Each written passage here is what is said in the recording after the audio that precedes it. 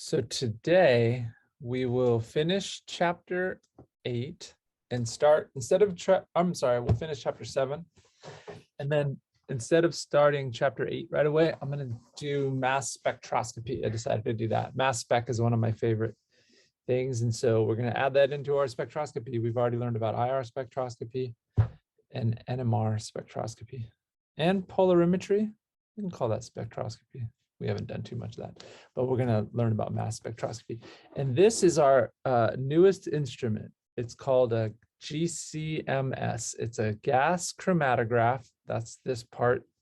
The right side of this is the GC, gas chromatograph. And that's something that can separate molecules when they're in their gas phase. So if you have two different molecules, this will separate them out.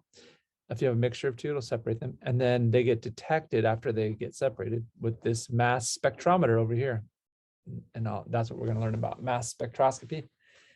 And so GC, gas chromatograph, mass spec, GCMS, one of the most common instruments. And this auto sampler here, it looks like Eve from WALL-E, the movie WALL-E to me. So I named it Eve. And here's our little sample vials up top. You can put like over 100 samples in there and it'll tell it to run them all for you. It's all automated. Eve goes over and injects a micro syringe needle into the sample and draws up sample and runs it.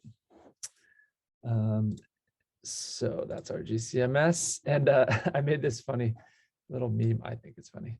It's about our vials that are in here that we're going to run. I always want you to label them. A lot of times students will get lazy and they won't label them. So once they put their vial in here unlabeled, then it's like, who knows whose it is.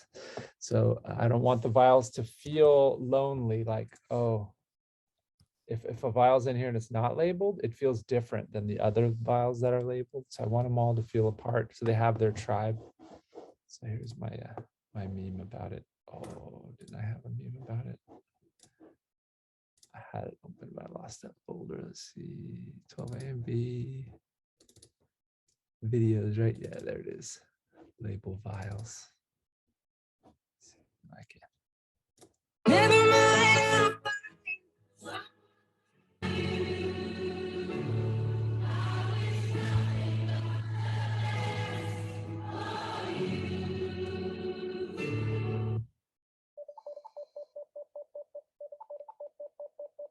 So that vial's labeled. It wants to find other labeled vials like it.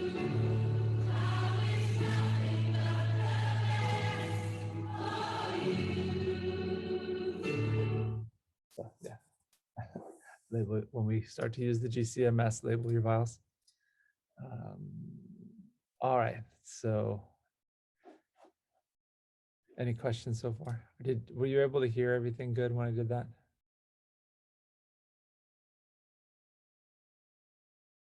Thank you. Okay, so let me go back and present more. So yep, we'll finish chapter 7 and then we'll start mass spectroscopy. So exam 3 corrections are due next Tuesday for the Tuesday-Thursday people because there's no Thursday lab, Thanksgiving. But today, it's due today for Wednesday people. And then I want you to do it outside of your normal exam, a little different than normal. I think you'll get more out of it if you write your corrections and sentences on a separate sheet of paper or separate tablet, screen, whatever. And then the after exam 3+ is today for Monday, Wednesday lab people, and Tuesday next week for those others who have Thanksgiving off. And for this quiz, I'm going to give you 2 questions. Everyone will get question 4, the one about radical halogenations. And then everyone will get a second question, and it'll be any of the other questions from the exams. So check out the keys, practice the ones even you got right. And as always, you can come to lab early. Today, you can come at like 1 if you want. And but tomorrow I won't be here. So that doesn't apply this week, it's Thursday. And finish extraction labs this week. Monday, Wednesday, I'm hoping a lot of you can finish it. Tuesday, Thursday, probably less. It's going to be tough for you to finish it this week, but just keep trucking away at it. We'll just keep chipping away. And then I'm going to give you a quiz next week because I feel like most of you aren't really at the point I want you to be with this monster with extraction diagrams.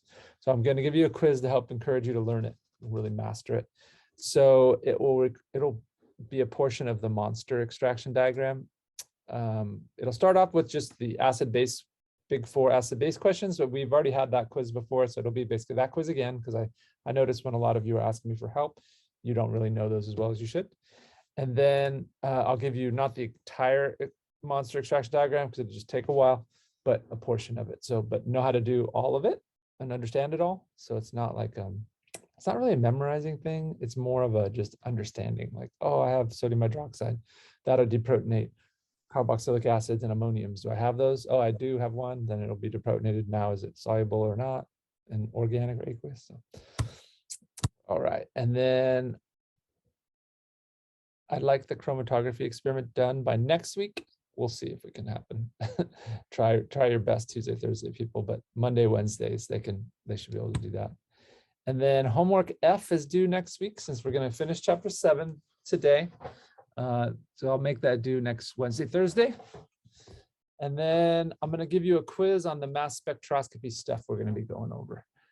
It's going to be Wednesday, Thursday as well. And the quiz I'm giving you for this, it's linked within this GSA. So you'll have the actual quiz before you have to take it. And then distillation and GCMS all online. So I wanted us to do distillations and GCMS work this semester, but we've been just running a little behind on lab stuff. So I decided I still want to get those concepts out before 12B. So I'm going to give you the online version that I used last year. It's not too long, actually. The average time it took when I asked students how long it took was 3.5 hours. So, and this you can do completely outside of lab since it's all online. This is the first time. I could have done this all semester if I wanted, but I didn't want to do that. But this is the first time I'm just using an old lab, not updating it. But it's a short one, and it'll be good. And I'm going to try to get some of you on the GCMS this year, this 12A, and the rest of you will get to use it in 12B, who are in 12B, and then those of you who used the GCMS this year, well, I'll use it again next year. We'll get you used to using it.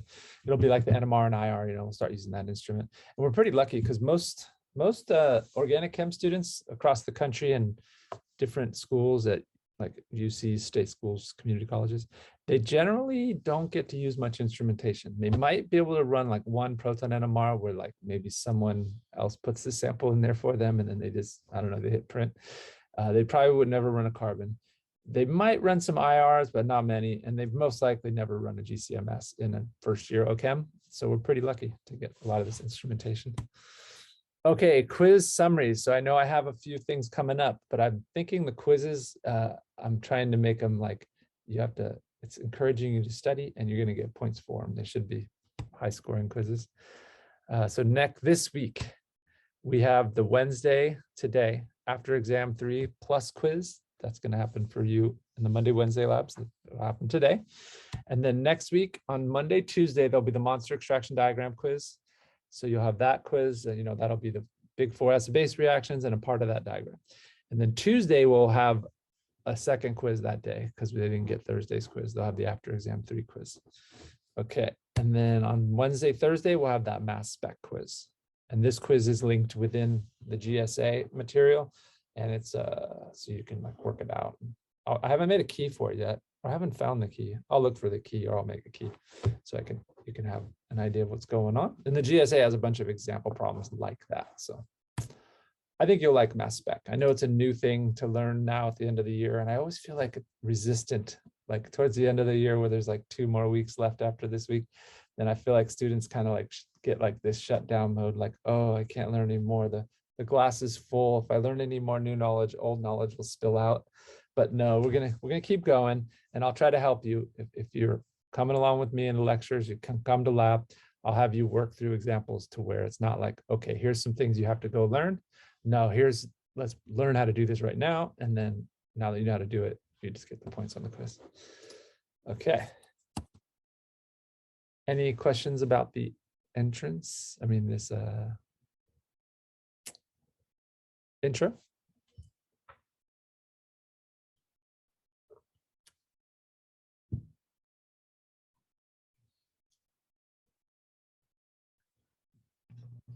I had a question about, will I have you take an SN1, E1, SN2, E2 quiz, like a mechanism quiz?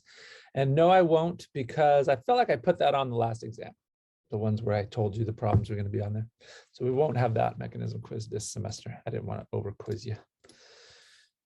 Okay, so let's go to the lecture jam. We left off. Let me make sure I'm right here. So on Monday, our lecture jam board, I think we finished E1. We were comparing E1 and SN1. Yeah, and now we're about to start E2.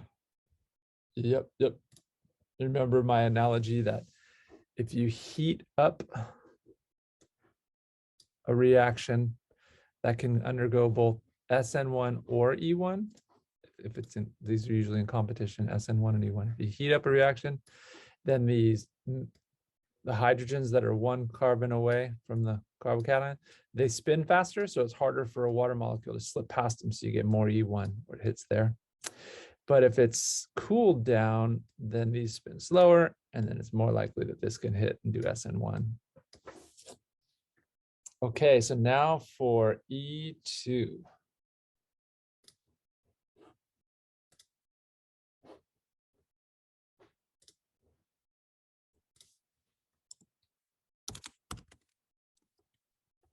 All right, so the E2 reaction, E equals what again?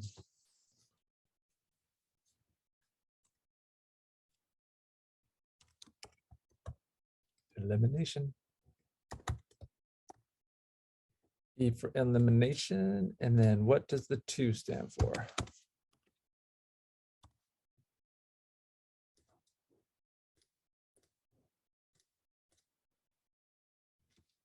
Bimolecular rate determining step. Yep, there we go, got it.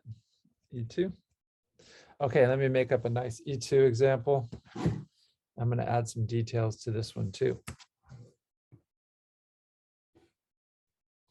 Let's go iPad, let's get going.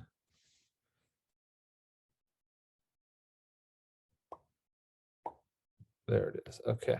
So I'll do an overall reaction and the mechanism. So overall reaction, here we go. I'm going to do this one in a particular way too. Let me put my bromine here. Remember, in E2 reactions, we deprotonate one carbon away.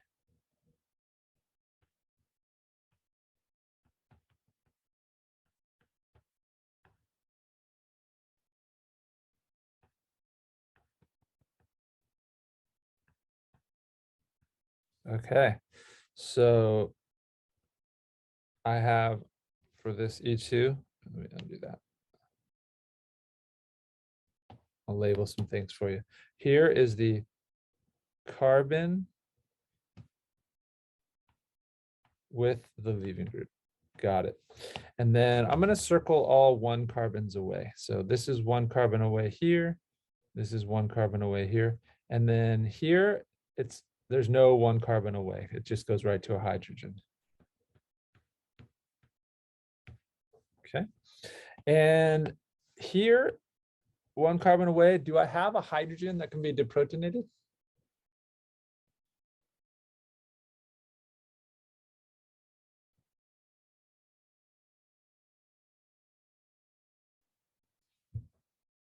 No hydrogen there. So I don't have to worry about an E2 product coming from that position.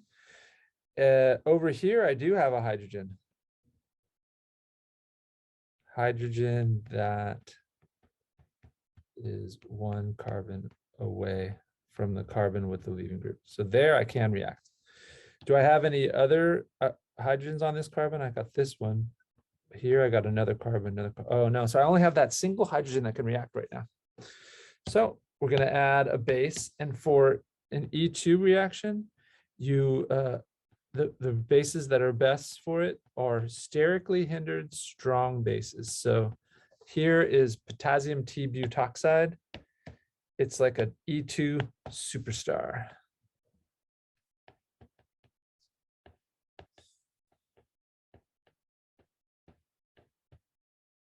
superstar. Because it's sterically hindered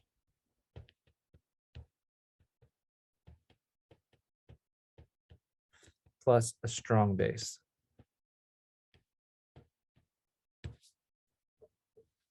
See the steric hindrance over here? It's got a tert butyl. Oh, and it's also called T-butoxide. Or the T is tertiary. Tert butoxide is also another way to name it. So this is potassium T-butoxide. Okay, what do we get for this overall reaction? We're going to get the following. You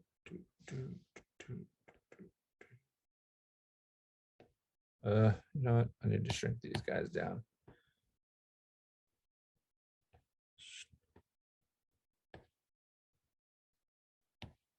I'll write out the product below and then drag it up. That's how to do it. Oh, and I forgot to. Normally your solvent for this is just the conjugate acid of the strong base. So you see how this is T-butanol.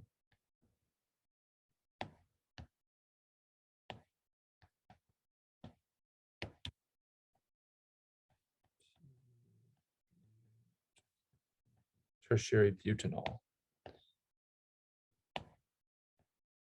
Okay, so what's the product going to look like? It's going to look like the following. I'm going to make an alkene. That's what you make from elimination reactions like this. And I'm going to make a particular one. I'm going to make that one. I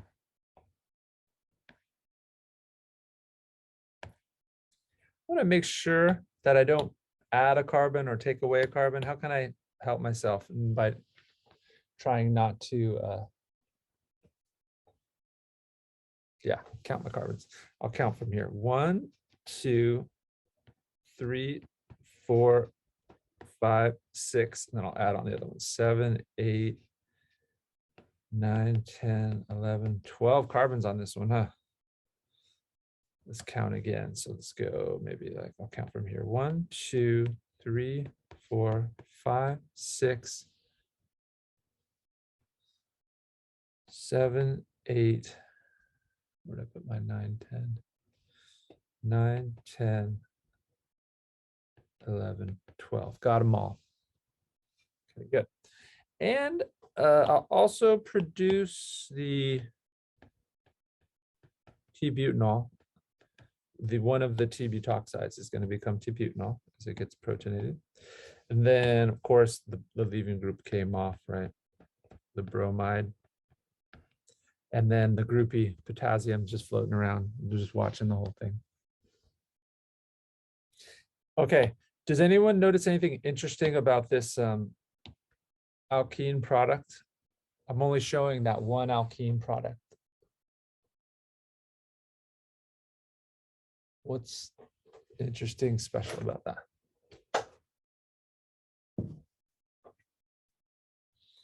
Yeah, this one is an E alkene.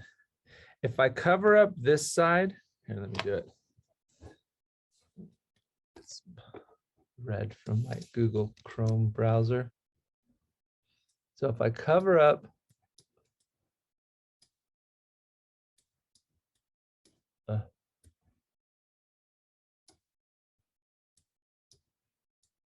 I'm ignoring that side of the alkene. What's the higher priority on this side? Is it the terbutyl or is it the hydrogen? Terbutyl is the higher priority. Then if I take my thing and I cover up this side, what's the higher priority on the other side? Is it the terbutyl or the ethyl? Terbutyl again. So this terbutyl on either side is the champ, right?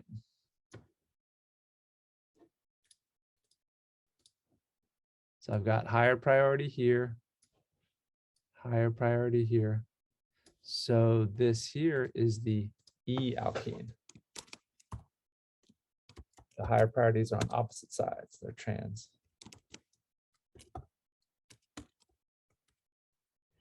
So we make the E alkene and we do not actually in this one make the Z alkene.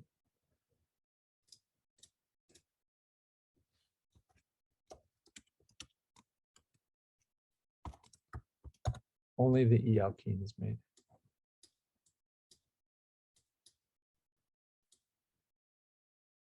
Make it pretty. And remember, just over on the side here, I can draw the Z alkene would be this one.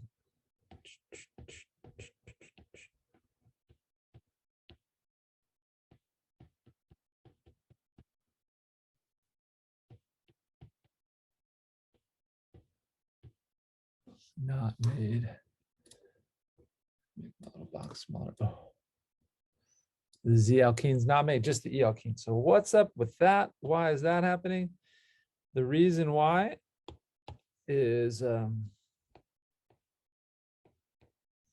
something we call the Antiperiplanar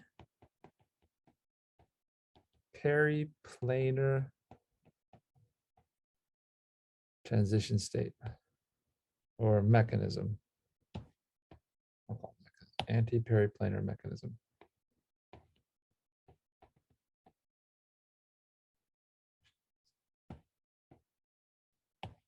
I really like this antiperiplanar mechanism stuff.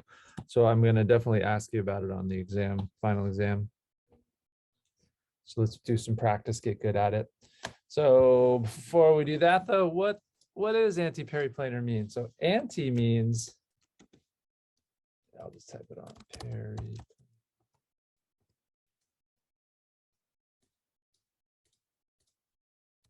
The anti part of it refers to leaving group and hydrogen are trans in opposite directions.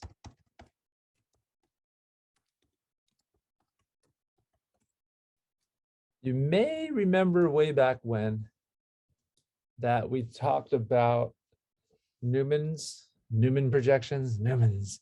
And we said when two groups were completely opposite of each other, they were anti. And then when they were right next to each other, they were gauche. That rings a bell. So anti means all the way across from each other. You might be a little bit confused at this point because you're like, what is he talking about? But we'll get there. Periplanar equals all four reacting atoms are same plane. Peri means same, I guess. Peri, same plane. Okay, so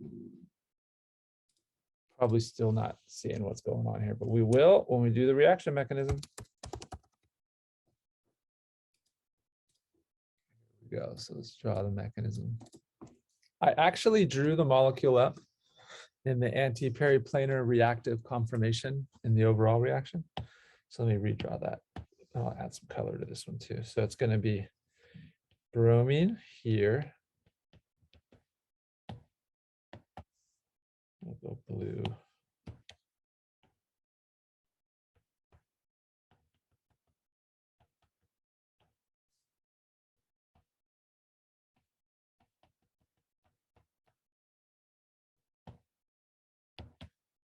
Green.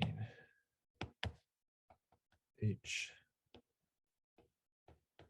And in this reaction, how many molecules are involved in the rate determining step?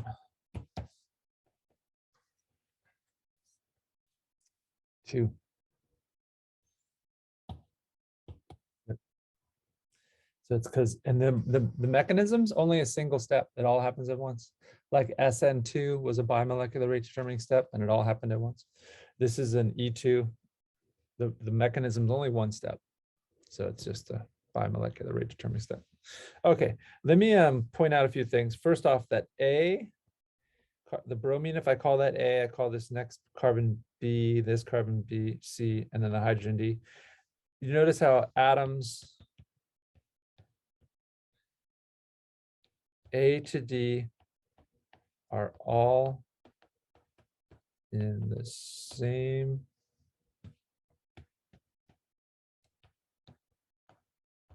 plane. They're all in the plane of the screen right now, right? Next semester, they'll be in the plane of the whiteboard because we'll be live in person for the Not Ready for Prime Time lecture. Okay, so we got that. And then also the bromine and the hydrogen are anti-trans. They're trans to each other. See that? Okay, then what happens is the strong base, it doesn't have to wait for a carbocation because it's strong. It just goes in there and rips off this hydrogen. That is one carbon away. There's a hinge can be seen on carbon C here. And then the green pair of electrons drops down to make a pi bond. And the blue bond to bromine breaks off to make a lone pair on it.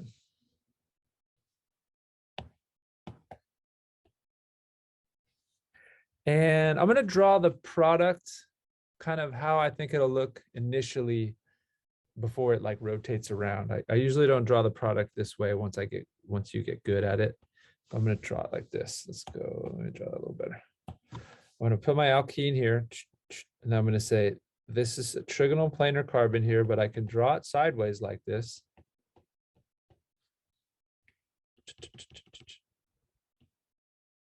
And see how I put the wedged out terp-butyl that was on the left, wedged out on the left still. And the hydrogen that was dashed on the left is dashed over here on the left. So what do you think I do on the right-hand side? If you had to guess, where do you think this, say, ethyl went? This 2-carbon ethyl, do you think that's wedged or dashed?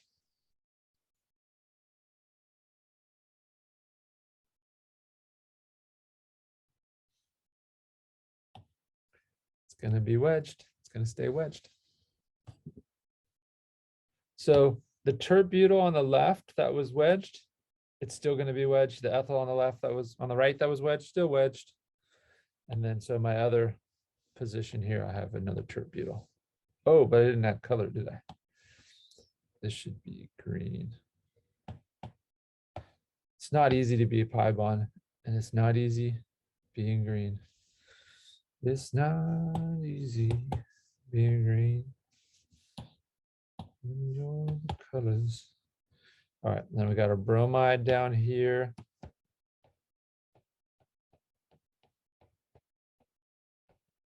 Got it. And then our base, now it's not our base anymore. Now it's our conjugate acid, the T-butanol solvent slash conjugate product.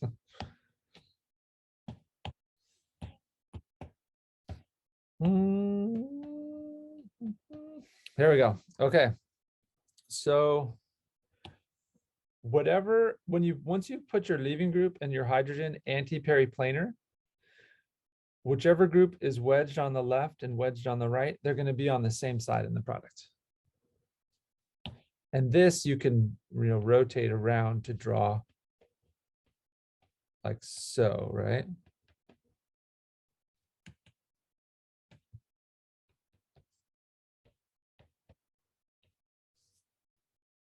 See how that's the same thing? Same thing I drew up above.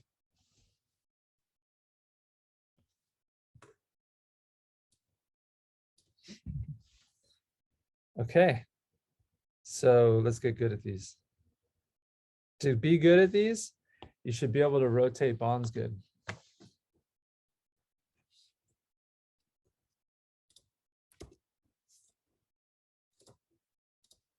So review the rotation practice. I think this rotation practice, GSA, is probably one of my most helpful.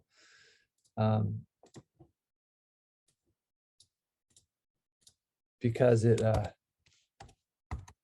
it's useful for what we're doing here. Now this new stuff that's antiperiplanar, it's good for stereochemistry, almost everything. So let's look really quick. What is that one?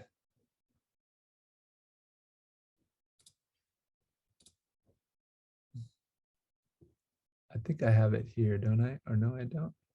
Reactivity names.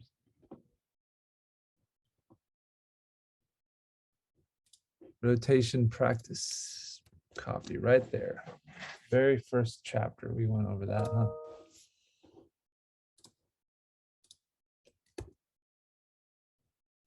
huh? I thought it would give me the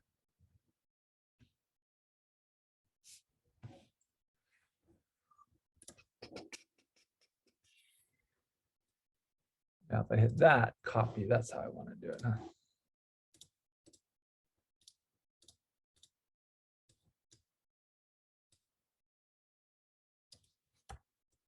Oh my goodness. Sometimes. Boom. Can't make a fancy, nice link in this one, but that's okay. All right, so review that one because we need it. We need to be good at this. I'll show you what I mean. So let's say I give you the following electrophile. Let's go. I'm going to put my, say, a chloride here. Oh, what did I do that for? And a hydrogen there. And then I'm going to wedge this guy, dash that one. Let's go. I'll make this ethyl. And then over here, I'll go carbonyl and hydrogen. And I'll use, again, a sterically hindered strong base. Let's use one that's maybe just a little less sterically hindered, but it's still got some steric hindrance. There it is, right? Okay, so here's my overall reaction.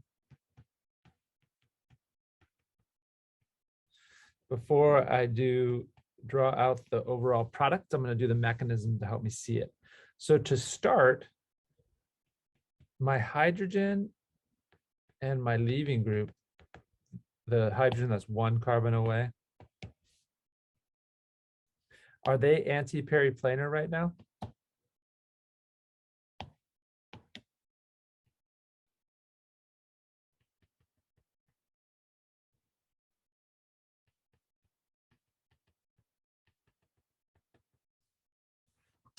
No, they're not antiperiplanar. Let me make sure we're agreeing with everything I'm talking about here. Here's my carbon with my leaving group. One carbon away.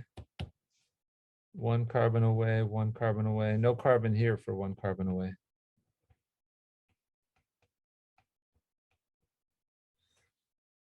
And when I look one carbon away, does this carbon of the ketone carbonyl, does it have a hydrogen on it? No hydrogen there.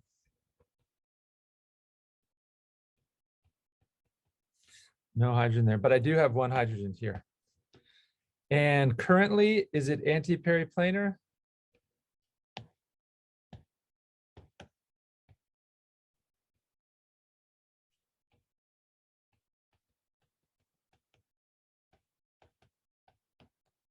No, they're not. Right now, they're actually what we call, these are called, oh my goodness. No, they are synperiplanar right now. So it won't react in this conformation. It has to rotate around. So I can do that, no problem. Let me just do a rotation because I've practiced this rotation practice up here. I actually made it, so it helped me learn this well. So let's rotate around. I'll rotate it so say the hydrogen is up.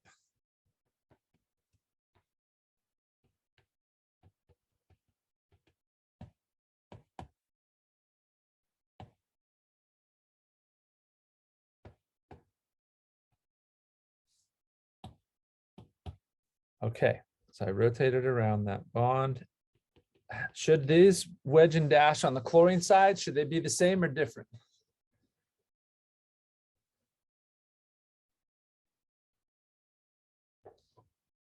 They should be the same, huh? I didn't change the chlorine's position, but I did rotate around. I'm rotating around this bond, right? I did rotate the hydrogen up. So the wedge and dash here now, what should I have wedged here on that carbon with the green bonded hydrogen?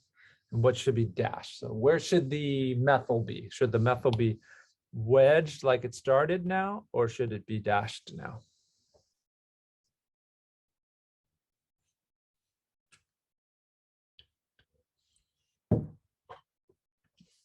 It should be dashed. Yep. Because when it rotates around, it's coming. If you can look at me on the screen. If my thumb is, say my finger is the pencil is the ethyl, my thumb is the methyl. From my perspective, this thumb is coming at me. When it switches around, now it's going away from me. Okay, so I've got the molecule antiperiplanar.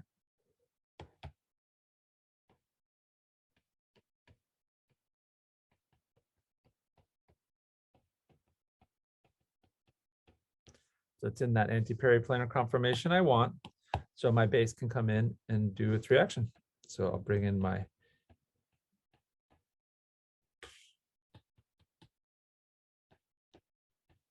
isopropoxide is what this one's called. It's going to come over. Yeah, I might as well just do the red here. It's going to deprotonate the hydrogen because it's a strong base. It doesn't have to wait for a carbocation to form. Just go in there and rip that hydrogen off, kick the leaving groove off all at one time. And then my hydrogen, antiperiplanar hydrogen, can hinge its bond over to make the new pi bond, the green one. It's not easy being green. And then the leaving group leaves all at once, bimolecular rate determining step. And I'll get my alcohol. Also, I'll just draw it in plane now right away. Put the H here.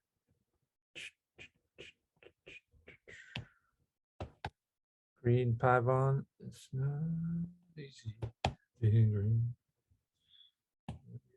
The color of the trees. All right, so I've got my ethyl. I decided the wedged ethyl was going to be down. I could have put it up here, but after I've decided the wedged ethyl, once I've made the ethyl down, now should the ketone or the hydrogen be on the same side as the ethyl in the product?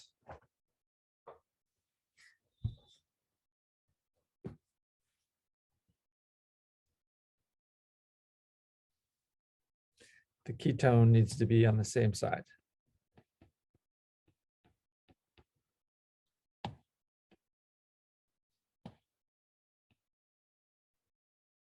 And the H there.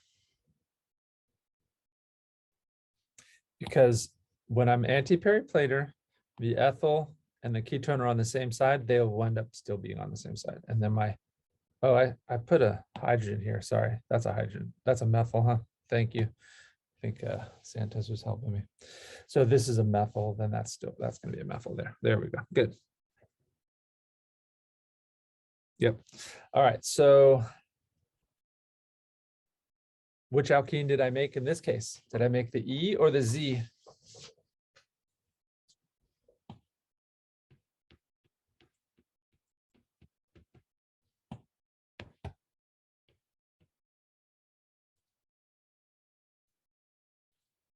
Well, my higher priority on the left is the ethyl. Higher priority on the right is the ketone. So this is the E alkene made.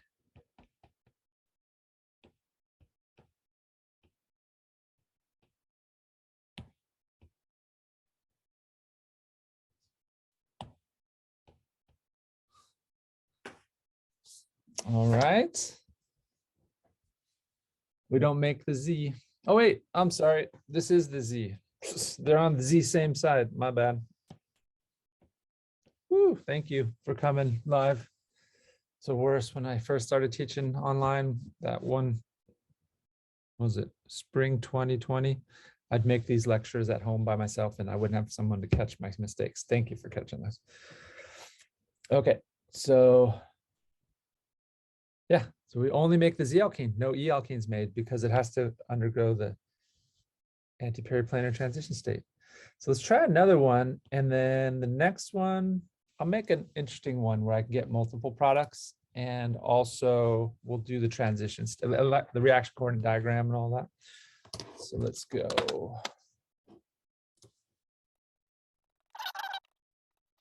Okay, I like this one. And then what do you think would be a good sterically hindered strong base? How many let's use, well, let's do it a little different this time. Let's go. No, I'll stick with the alkyl oxides. What kind of alkyl oxide do you want? How many carbons for it?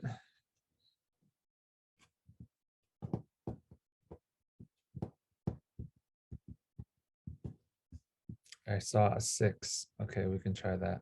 Let's go 6. Okay, we'll do 6. We'll do cyclo. Instead of cyclohexanol, cyclohexoxide, I think. We'll make it lithium too, just change it up. And then our solvent will be the conjugate acid. All right, so I got my overall reaction here. And before I draw out my overall reaction products, I'm going to do the mechanism to make sure I get them right. Oh, did I add the overall reaction products to the last one? I didn't.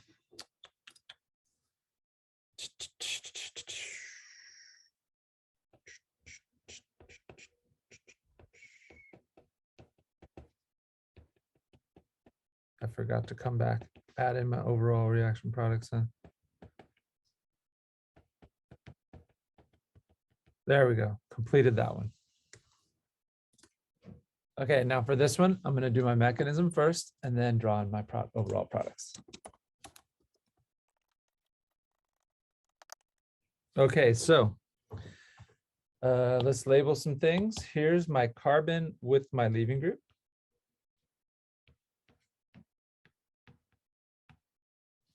And then 1 carbon away. I got one here, that's 1 carbon away. And I have another one here, 1 carbon away. So I have 2 carbons that have hydrogens on them that are 1 carbon away, huh? So I'm going to get multiple products. I'm going to get a product from deprotonation over here and there. On this side, on the left side, how many hydrogens does that carbon have? It has 3 hydrogens, right? And so since it has 3 hydrogens, after I take one of them off, it'll have 2 left over. 2 of the exact same thing. Do I have to be concerned on that side whether I make like an E or a Z alkene?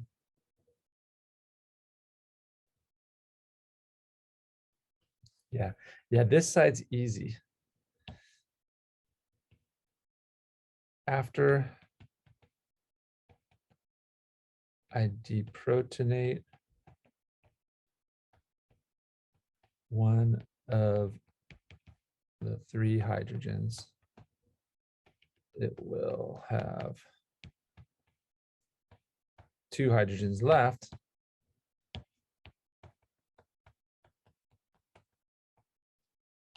Easy. No need to worry about the easy alkene stuff.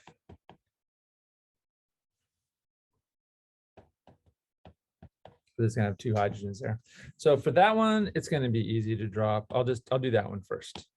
So I got my I'll redraw the molecule again.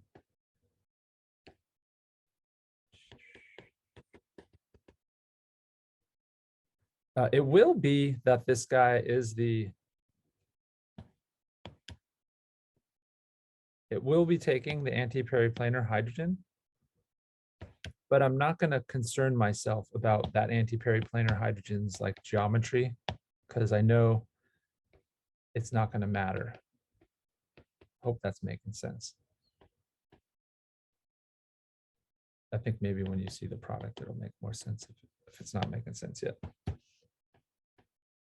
So I'm going to deprotonate this one. In reality, this will be dashed because then that will be antiperiplanar to the wedged, but I don't have to show it because it doesn't affect my product.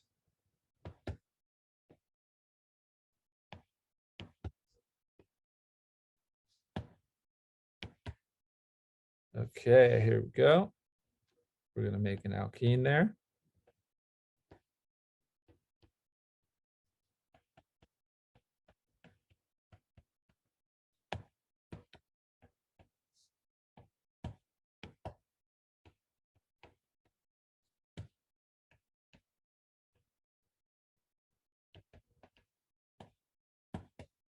There we go. We got ourselves just a nice monosubstituted alkene. It still has the 2 hydrogens that I originally had on there. And it doesn't matter what side this is, if it's down here or if it's up there, because it's got a hydrogen on this side doesn't have any difference on either side. All right, so that one was easy. That was, you can think of that one as a regioisomer 1, huh? Let's say this is like regioisomer 1. Regioisomer 1, there we go, right? Easy. So let's now consider regioisomer 2. So for regioisomer 2, it has a hydrogen that's dashed right there. Is that hydrogen antiperiplanar to the leaving group? It is antiperiplanar, actually. I wonder if I should show it this way or not. I don't know. If I show you how to do it this way, I'm showing you 2 ways, you might get confused.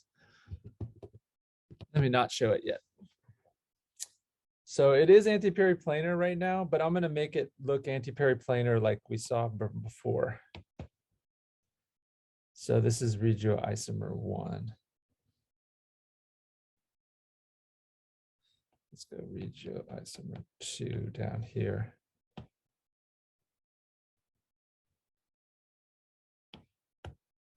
I'm going to rotate the iodide so that it's in the plane of the screen like we saw before. Oh my goodness, I just left off my colors on my pi bond, huh? Up above.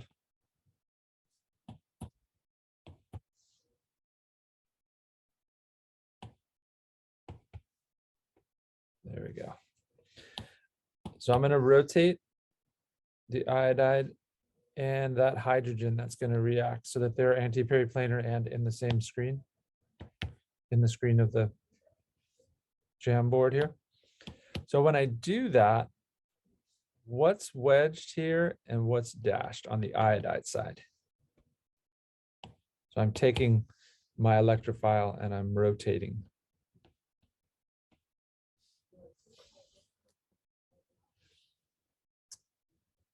If I rotate that way, the methyl is going to be wedged out actually.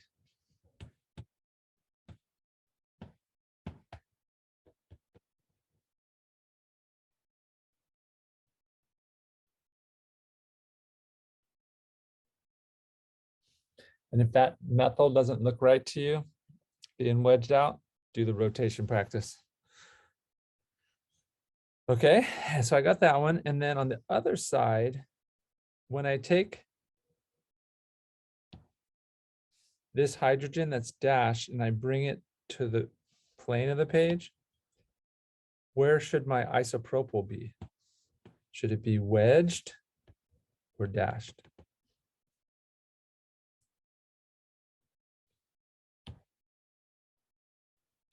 Yeah, but oh, sorry, the isopropyl should be wedged. And then that methyl should be dashed. Again, if that's not making sense to you, this rotations, just got to do that rotation practice, get good at it. Okay, so after I've done that, now I can react my antiperiplanar hydrogen.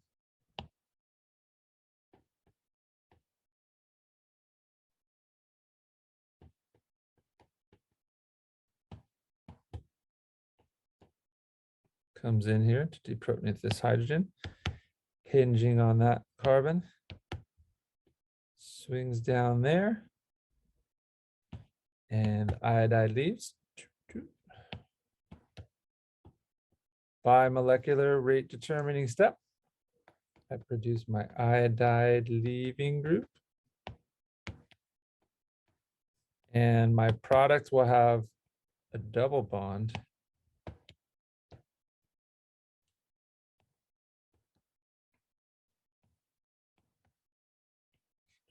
Four positions around the double bond. Let me put the methyl here and the hydrogen here. So if I do that, I'm keeping my wedge methyl down here. Where should my isopropyl be, down or up?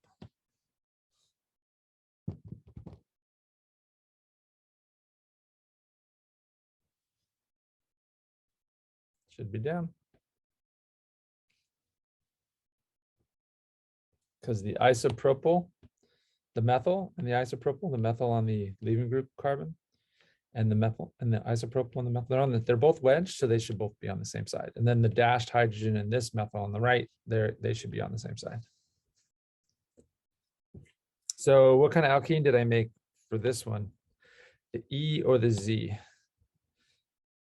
So higher priority isopropyl, higher priority methyl, same side. This is the Z alkene.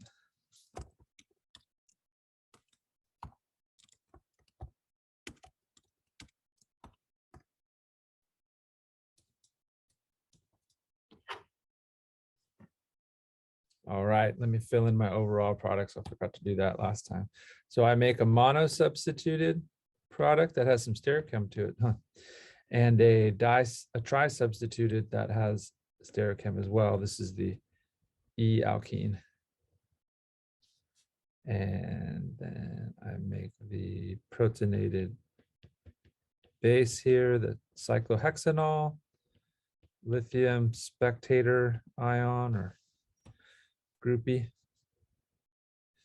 and the iodide leaving group. There we go. Okay, so now let's follow that up with a reaction coordinate diagram.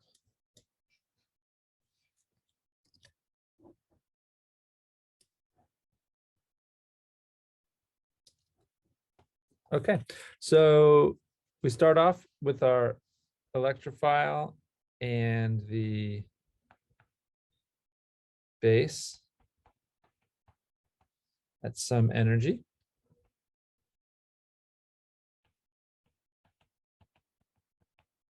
This is a one-step mechanism, and it's going to be exothermic. I'd have to tell you that, and I would. And I'm going to make two products, and the two products are not going to be the same energy.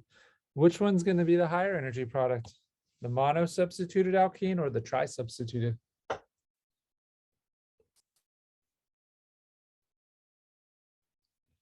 We talked about substitute alkenes last lecture. The higher energy is the mono-substituted because those alkene pi bonds, they're short electrons, and this only has one sp3 carbon donating to help out. Then the tri-substituted is lower in energy because it has 1, 2, 3 sp3 carbons saying to that pi bond, hey, you short a little electron density, I'll help you out. I'm electron donating sp3 carbon. And then you also get your alcohol and your iodide, your alcohol and your iodide. Okay, so now that much you should know how to do. If I told you it's exothermic, you should know how to draw those. This next part you won't know yet. It turns out for this big base, the mono-substituted one will have a lower activation energy. Doop. And the tri-sub in this case will be higher activation energy.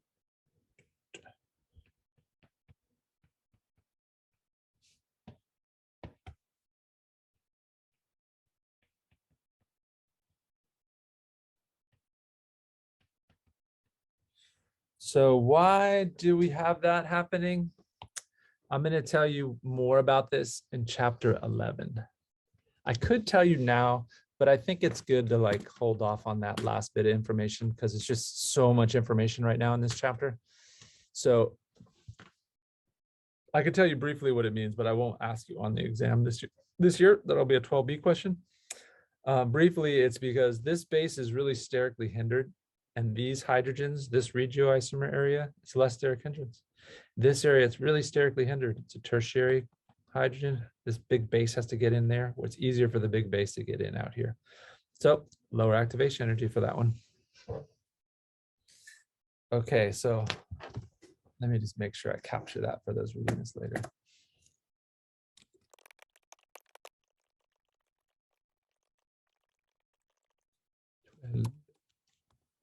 Okay. If you're curious, ask me in lab. I can explain it to you. It's not that big a deal. Okay, so we will though still be able to draw these transition states, huh?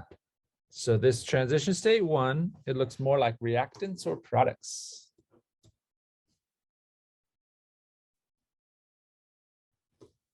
Reactants. So the iodide, yeah, will just be beginning to leave. The hydrogen that's deprotonated is just starting to come off. And we can't forget we're making a pi bond here. And then our base is going to be far away. Yeah.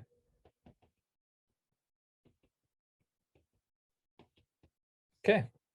Now for our charges, the iodide's going from 0 to -1, but it's only just starting to get negative. So it's like -1/4 because it looks like it's reactants, but there's no charge. The alk oxide starts at -1 and it's only just starting to lose its negative charge. So that's -3/4. And then I should draw the rest of the molecule. I just left the rest of it off. Okay, yeah, you're here too. There we go. We didn't forget about you. Okay, transition state 2. So this one, I'm going to draw it up by looking real quick over here. I'm going to make sure I have it in the right geometry. So on my iPad, I'll be starting to draw this and then you'll see shortly. Okay, I got the ... And then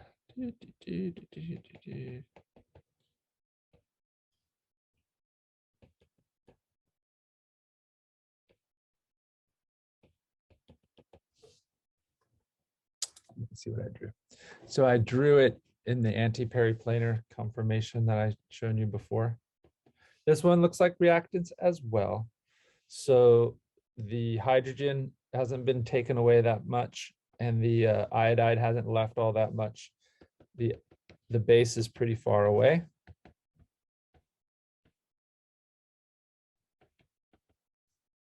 Okay, and the charges will be the same. The base is just starting to get a negative charge, maybe -3/4. Iodide's just starting to get negative charge. The base is just starting to lose its negative charge. Iodide is just starting to gain. Oh, and I forgot something, didn't I? The pi bond is forming. And the way I visualize this is this methyl is starting to go up like that to be trigonal planar, and so these two groups are going down.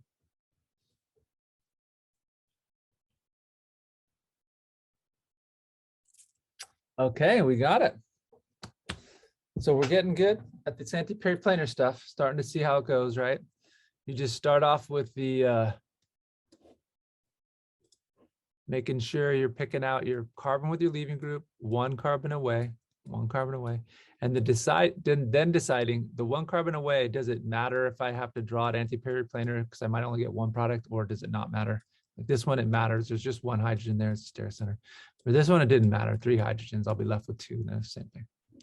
Okay, so that's the E2 reaction going forward. And next I'm going to ask you to do this on the final exam. I'm going to give you a problem, something like this, where you have to rotate around, get an antiperiplanar, figure out which product you make. But then the other thing I'm going to do, which I really like, which is in a way kind of easier, is we're going to be given an alkene, and you got to figure out which electrophile could make just that alkene. We're going to see we're going to do E2s backwards, and then we're going to compare. We're going to look at the competition between SN1, SN2, E1, E2. So first the E2 backward. I like these ones. Let's go to my new panel here. And this, looking at reactions in reverse, is something we're going to start to do a lot of. Chapter 8, we're going to get into what we call retrosynthesis. I don't know that we'll get into very much of it this semester. We might get into a little bit, but we're going to be hitting it hard next semester. So let's do some E2 retrosynthesis.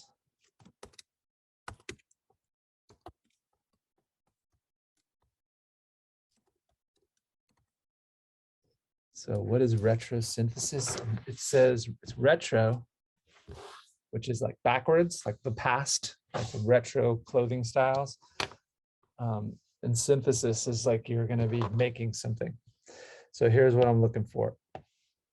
I'm going to ask us what kind of electrophile would react with, say, our E2 superstar, potassium T-butoxide in T-butanol to produce a particular alkene.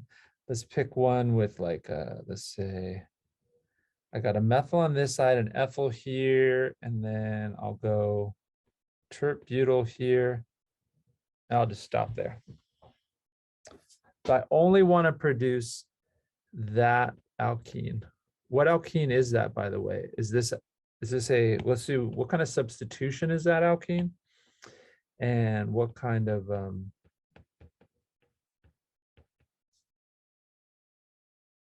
stereochemistry does that have? Let's say this is the bromide.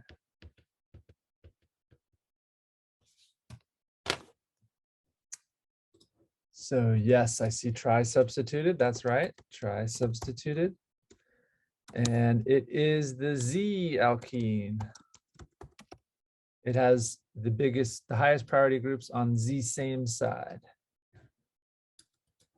Okay, so to do a retrosynthesis, I'll show you how this works.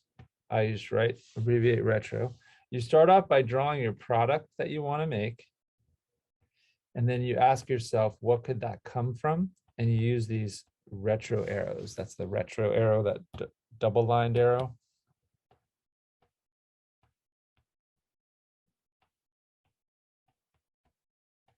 And the retro arrow, what it's saying is, what can this molecule come from in one step?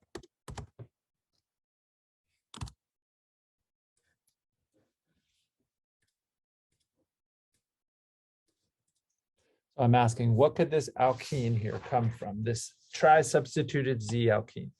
Let me number it first to help me keep track of everything. I got 1, 2, 3, 4, 5, 6, 7, 8. Say I got 8 carbons, right? 6, 7, 8. There we go. And so it can come from, initially, I can think of it, the alkene here, it's got to have a leaving group on one of the positions, either carbon 2 or 3. And then on 2 or 3, it has to have a hydrogen. Let's consider both options. Let's go with, and I won't worry about the stereochem initially, but I'll just put like my leaving group here. And I know it's a bromide because we see that in the overall product. And then, so when I do that, that would mean I'd have a hydrogen over here, right? Oops. 1 carbon away. That's one possibility.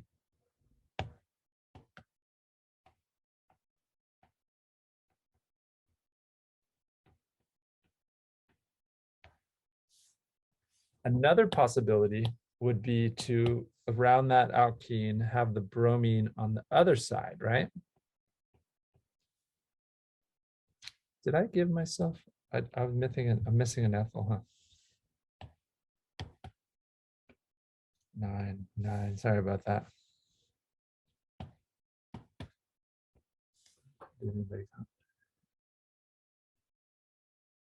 Yeah, you're right. Thank you, Ryan. I've left off a carbon.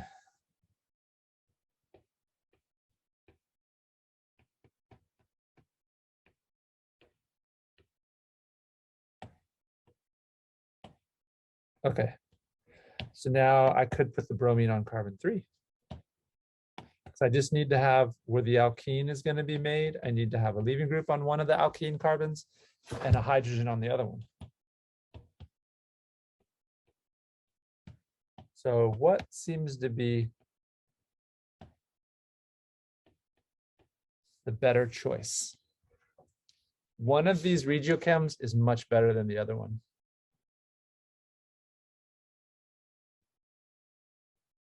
the left one or the right one?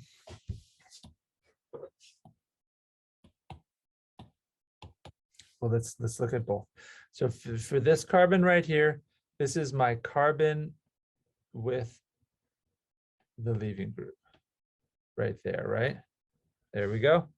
And then my carbon, one carbon away is right here.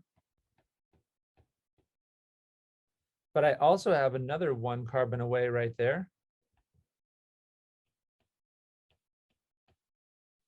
And I have another one there, one carbon away. So if I use this electrophile, I'm going to get all sorts of alkene products. And I just want this one. I just want this tri sub Z. So this seems like a poor choice, poor regiochemistry choice here.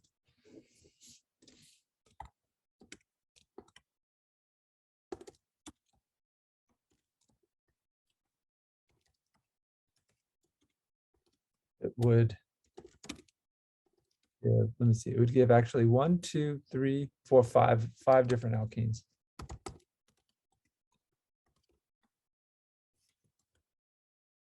So we definitely don't want to use that one. The one over to the right, though,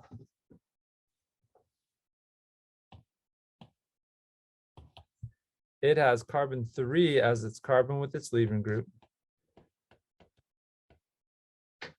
And then one carbon away here, it has no hydrogens. So I don't have to worry about a product from that. And then here, it just has one hydrogen.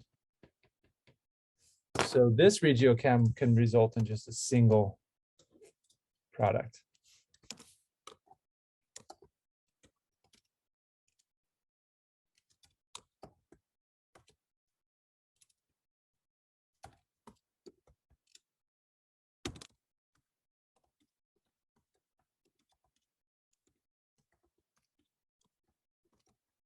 Depending on the stereochem we choose.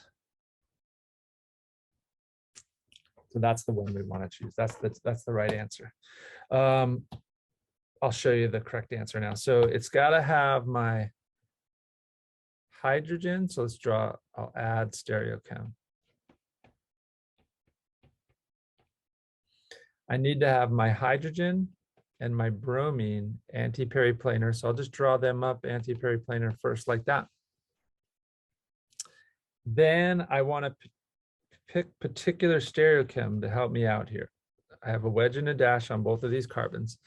Let's say I put the ethyl wedged on the left. Okay, the ethyl is wedged.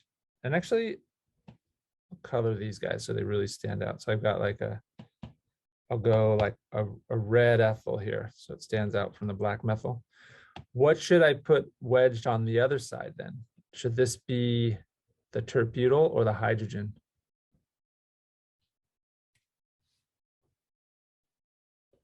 I know that I want my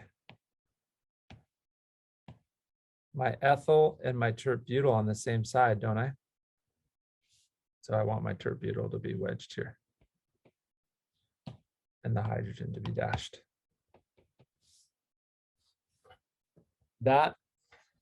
This electrophile will only give me this alkene.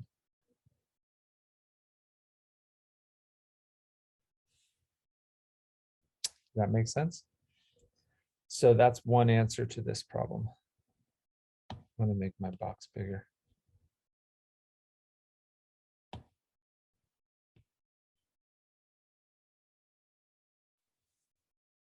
So one answer to this question is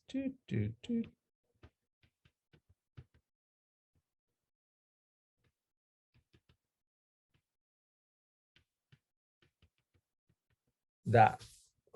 There's another answer though too.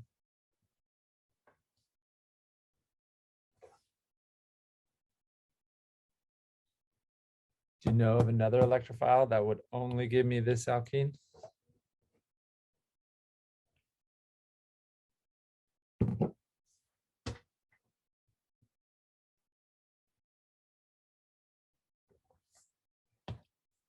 Well, if I keep, and so the other answer is I can say and/or.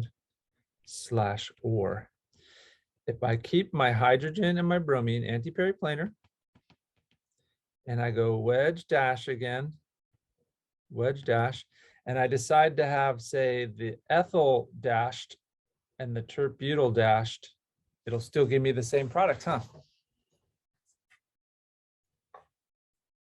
Let me make my dashes look, oh, whoops. Let me make these dashes look nicer. Okay, dash, dash, dash. See, I've got my ethyl dashed in this case.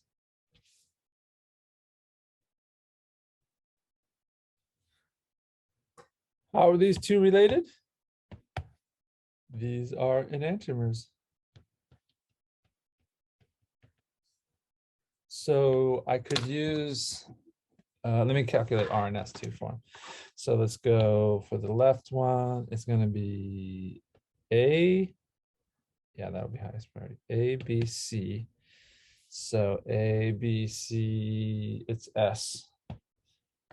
S here, and then the other one, it's A, E. Okay, this has 3 carbons, that is 2 carbons, yeah. A, B, C, that's S as well, huh? This one's a little tricky, let me double check it. So if I switch those, that gives me my, no, I switch these two, huh? It'd be A, B,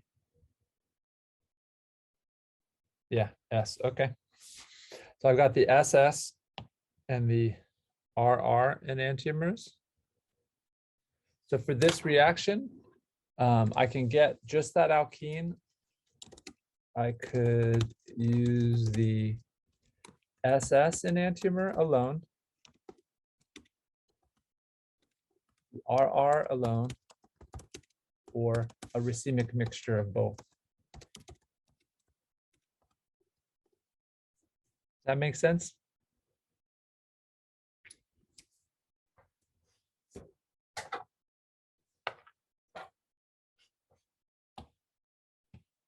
Gotta make the box bigger still.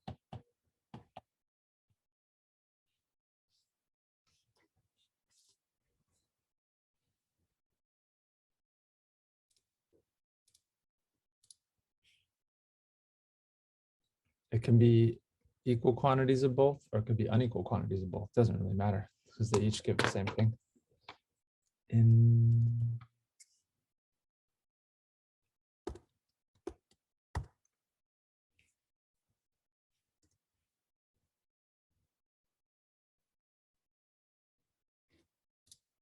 Okay, so yeah, these are kind of fun, huh? I'll give you some practice ones of those to do in lab. I'm going to have you try to practice at them, get good at them. And it's in the homework assignment as well. I'll show you. So the chapter 7 homework. This kind of question will be on the exam, so practice it. So I've got like an example where I give you the electrophile here, right? Then you've got a sterically hindered strong base. You tell me which kind of alkene products you get. This one's a cool one. It has the chair conformations. So you have to like change this bromide from being equatorial to axial, make it into an iodide leaving group. And then here's one where, okay, what 2 products could give you just 2 electrophiles? These are enantiomers, give you just that one.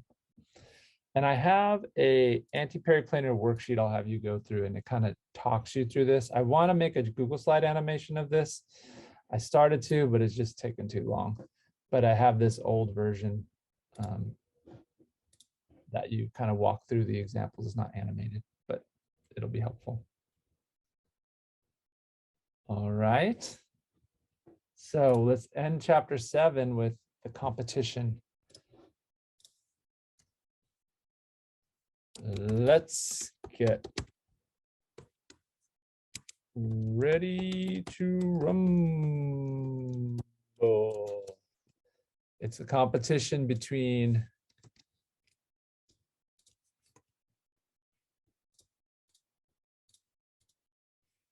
SN1, SN2, E1, E2. I'm going to give you some softball ones first, and you're going to tell me what we get. So if I start off with, say, this primary electrophile, this bromide, and I added, say, sodium hydrogen sulfide and DMSO. What does it seem will be my major product?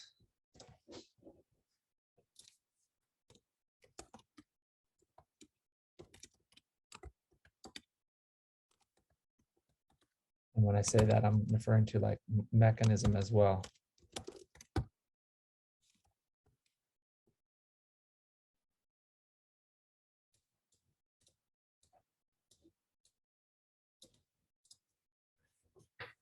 So I have a primary electrophile. Can a primary electrophile form a carbocation?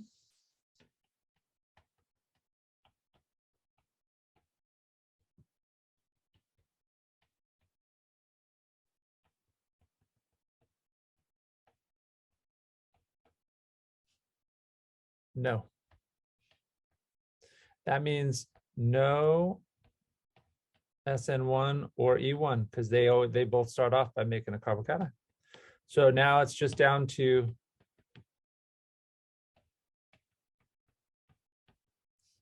SN2 and E2.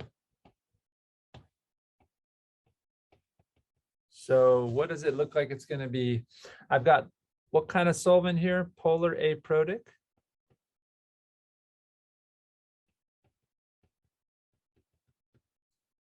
That suggests SN2. And then my nucleophile and or base here. This can be a nucleophile or a base. It's a very strong nucleophile because it's polarizable. It has a negative charge.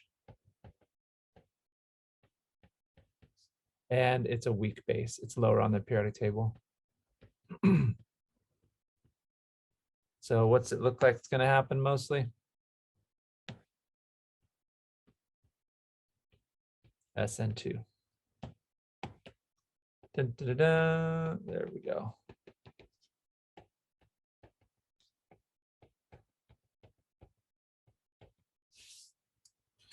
Easy, right?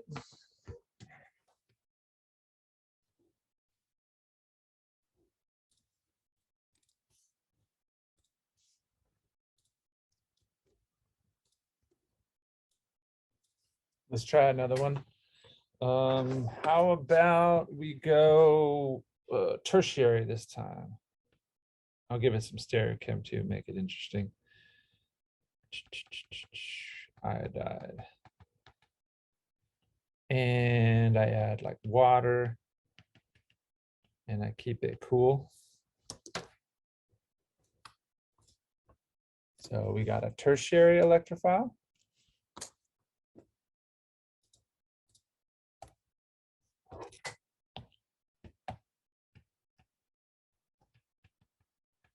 Does that eliminate anybody?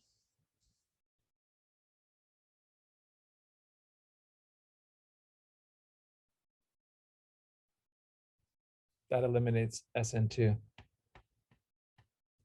Too much steric hindrance.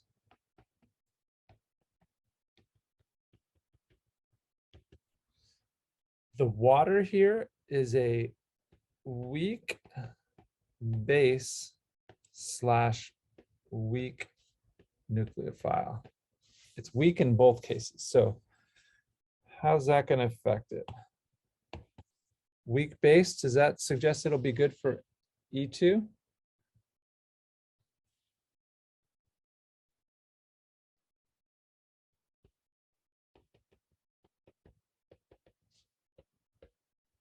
I'm going to say basically no E2, but little to no E2.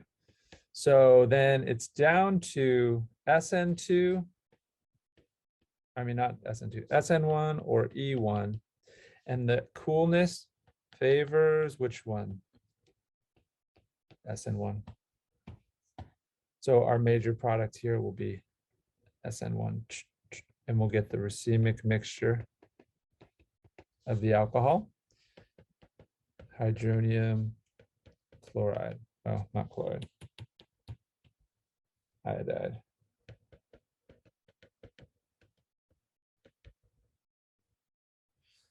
And so this will be the major product, right? Let's say this is like 90% or something. We still could get some 10%. There's still going to be competition. There will be some 10%, say E1. And so our E1 products would be, for this one, it'll be the tri-substituted and the geminal di-substituted. Because we have our leaving group here. One carbon away, we have hydrogens. These are equivalent.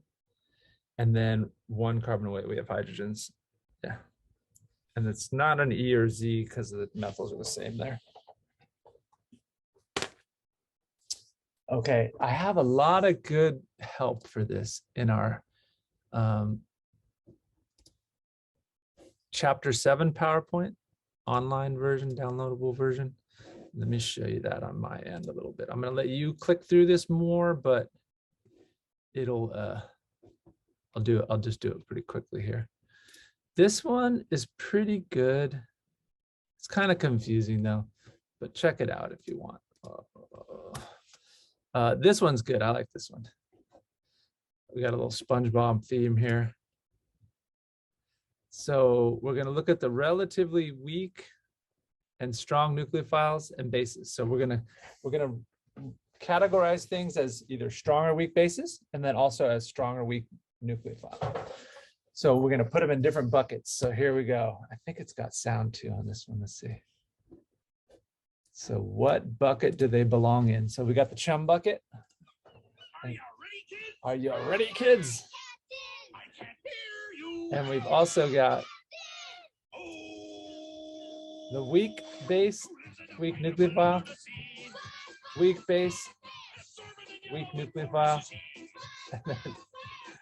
I gotta know how to turn off the sound. Strong base, strong nucleophile.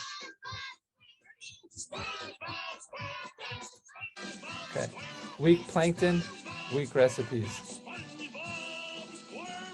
Okay, so here we go. So the water molecule here, is that going to be a strong or weak base?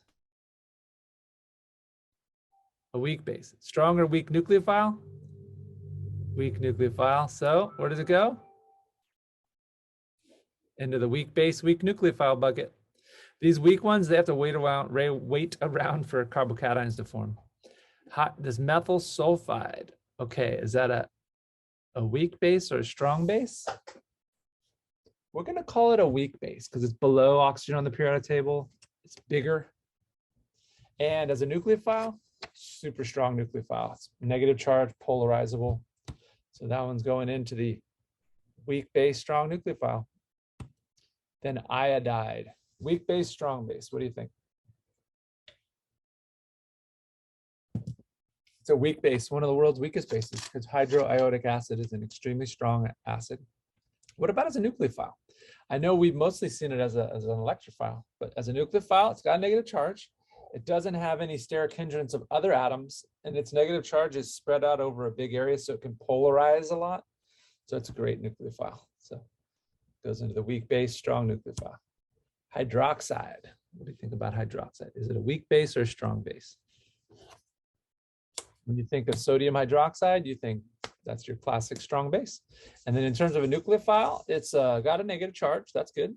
It's got small hydrogen attached, not a lot of steric hindrance. And it's not too polarizable, but I'm going to still call it a strong base, strong nucleophile. Bromide should be easy now, huh? Strong base, weak base, weak base. Nucleophile, negative charge, polarizable, strong nucleophile. Cyanide. Base-wise, it's kind of medium, but let's go with a weak base. And as a nucleophile, excellent. Carbons to the left of the periodic table, very strong nucleophile. So, goes in there, strong base. A weak base, strong nucleophile. Ethanol, what do you think? Strong base, weak base? Weak base. Nucleophile? Weak, weak. Yeah, it's like water. Oh, yeah, this goes in the weak base, weak nucleophile. Methoxide, what do you think? Strong base, weak base?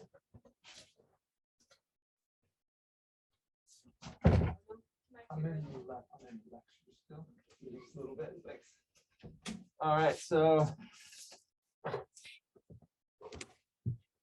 strong base, strong nucleophile, just like the hydroxide. Huh? See how like the alkoxides, hydroxides are they're the same pretty much, alcohols and water. Okay, so these alcohols and water, they're the weak ones. They're like, excuse me, did the leaving group leave yet? They have to just kind of wait around for something to happen. So we're gonna see those in like SN1 and E1.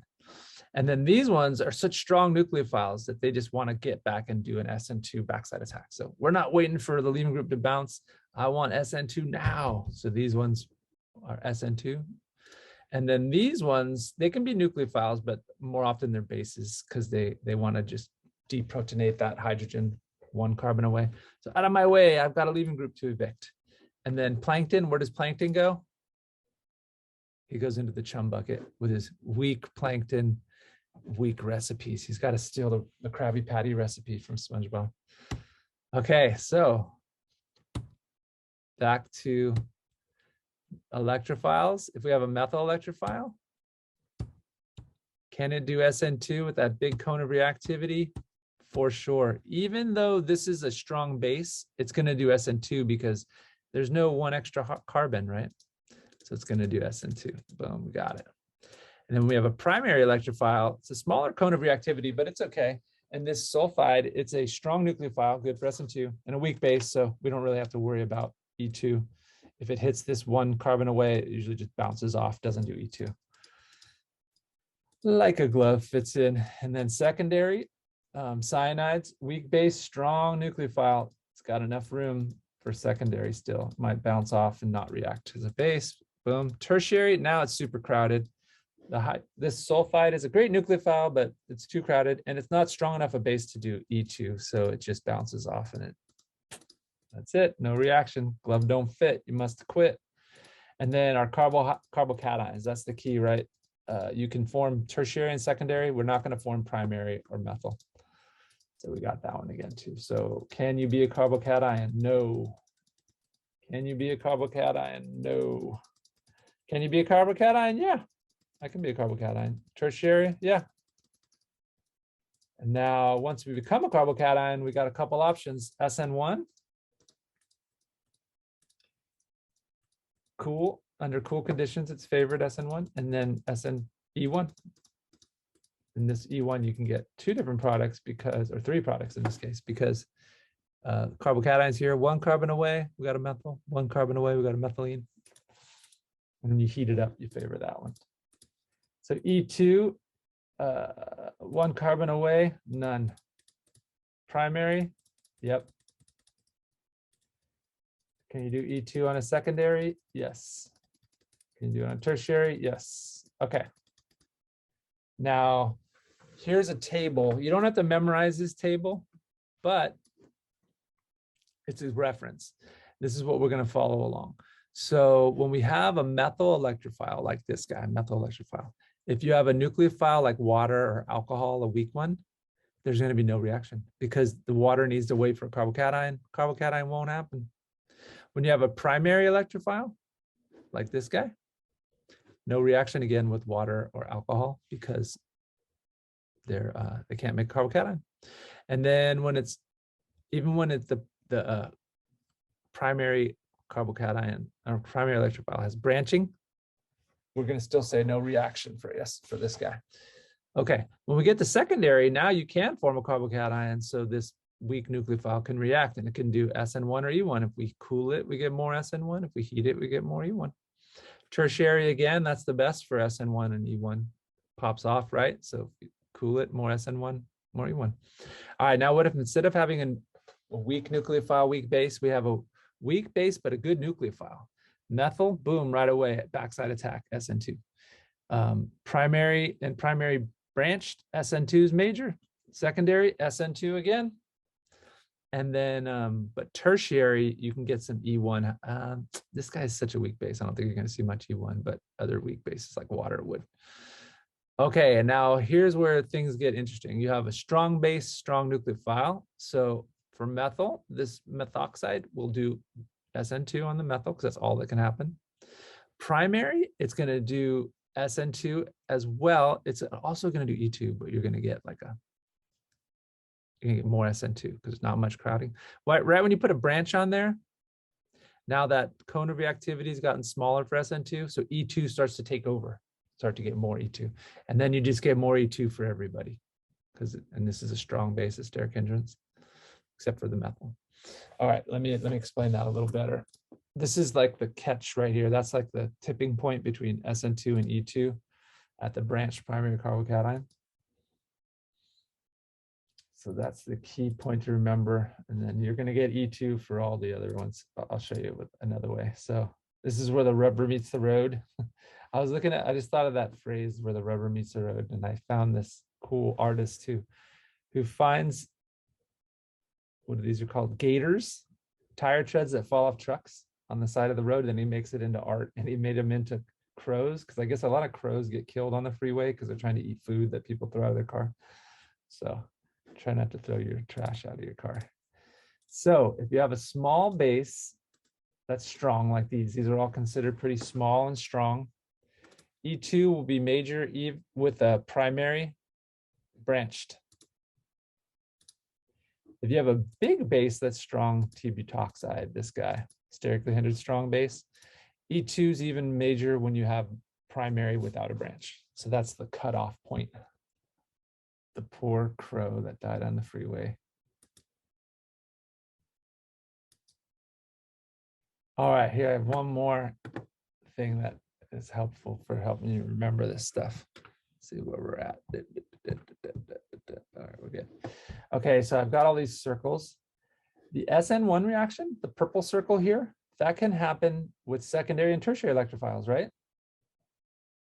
If you have a methyl electrophile and a primary electrophile, you can't have SN1, but it will work with secondary and tertiary.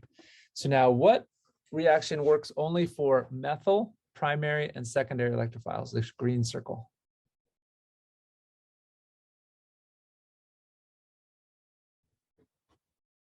The SN2.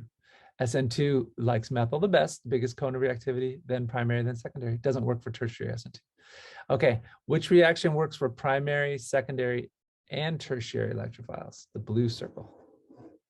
Oh, no, actually, I'm going to go C next. C is revealed next. Which reaction works only for secondary and tertiary electrophiles? E1, because E1 needs to make a carbocation, just like SN1. And then finally, the one that can react with primary, secondary, tertiary electrophiles, E2, because it just needs to have a carbon, a hydrogen, a hydrogen off of the carbon, one carbon away from the carbon leaving group. And I had a student make this infographic. And so it's, as you practice this, hopefully this all makes sense. So SN1, that works with usually weak base, weak nucleophiles. It can work with the iodide and the bromide too, because they're weak bases. And then the nucleophile has to be secondary, or tertiary, or secondary. And then usually you have polar protic solvents for SN1. E1 has the same stuff, except for the base can't be quite as weak as iodide and bromide. And then E2, you need sterically hindered strong bases are best, and primary, tertiary, and secondary electrophiles. And normally the solvents they can be the polar protic, like conjugate acids, or with this really strong base, you use a THF. And then SN2, really strong nucleophiles, primary, secondary, or methyl electrophiles, and polar aprotic solvents. Nice little infographic for us all.